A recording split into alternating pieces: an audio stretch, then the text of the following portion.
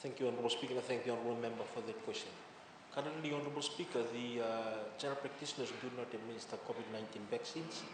Nevertheless, the National Task Force for COVID-19, which has the body of experts in our country, including the multilateral partners such as WHO, and also including ANZ-MED, who have now returned back to Australia and New Zealand and link in and meet with them, have discussed this and have actually made recommendations that has been put forward to the Health Executive Committee.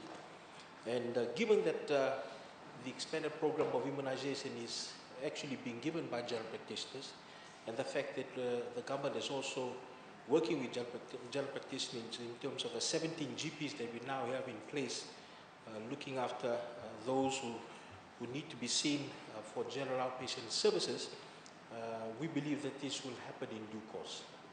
But certainly we need to ensure that the recommendations of the National Task Force are taken into consideration. Thank you, Honourable Speaker.